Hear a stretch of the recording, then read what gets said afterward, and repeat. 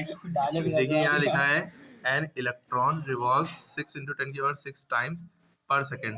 एक इलेक्ट्रॉन 6 × 10⁻6 बार एक सेकेंड में, या अब आप सोचेंगे इतनी टाइम्स लिखा, टाइम्स मतलब होता है बार, कितनी बार।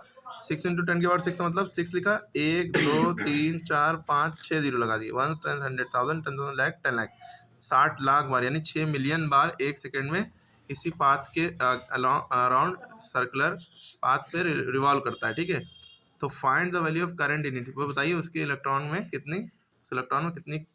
कितना करंट होगा। ठीक, अब आप ये देखिए ये टाइम्स लिखा है, इतने बार 60 लाख बार एक सेकंड में करता है, तो ये टाइम्स यानी जब भी कोई चीज टाइम्स में लिखी हो एन की वैल्यू दी है, ये एन की वैल्यू दी है, नंबर ऑफ टाइम्स। ठीक है, कितने सेकंड में, एक सेकंड में। टाइम की वैल्यू 1 सेकंड होगी, एन की वैल्यू ये होगी। हमें निकालना क्या, करंट आई निकालना है, तो हमने इसको ऐसे लिख लिया, एन की वैल्यू ये होगी, टाइम की वैल्यू 1 सेकंड होगी। ठीक है, और करंट निकालना है, तो आपने फॉर्मूला लगाया, आपको क्यू का फॉर्मूला पता है, Q equal to N into E होता है, और क्यू का एक और फॉर्मूला पता है, Q equal to I into T होता है ना। क्या होता है, आई इंटू टी, है ना।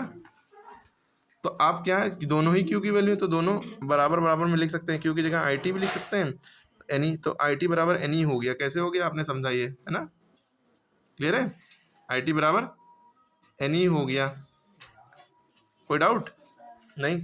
अब क्यू की वैल्यू आई टी इसलिए हमने रखी क्योंकि हमें टी की वैल्यू दी हुई थी, टी दिया हुआ था।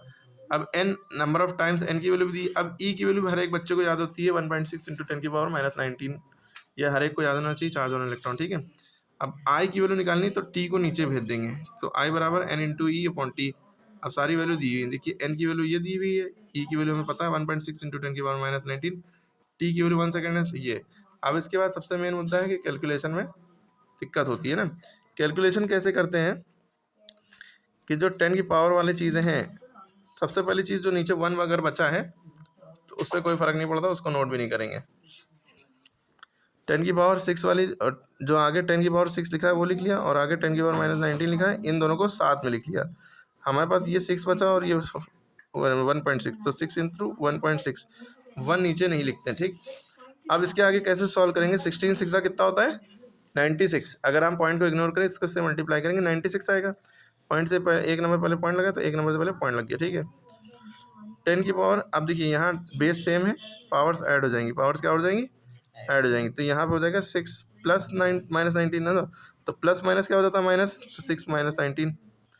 अब इसके बाद 9.6 इंटू 10 की पावर 19 में 6 गया, कितना बचा है 13, माइनस का 13, 13 6 19। ठीक है, तो ये जो हमारी वैल्यू आई है, ये एक्चुअल में हमारे करंट की वैल्यू आ गई है। ठीक, जब करंट निकलता है तो आंसर में एम्पेयर ज़रूर लिखना पड़ता है, ए, क्योंकि करंट की यूनिट एम्पेयर होती है। ठीक है, ठीक, तो इस तरह का क्या आंसर आ रहा है, 9.6 इंटू 10 की पावर -13, 9.6 इंटू 10 की पावर -13 एम्पेयर आ गया। क्लियर है, कैसे किया, सबको समझ में आया, अरे समझ में आया, कोई दिक्कत किसी को, अगर बेस सेम नहीं हुआ तो ठीक है।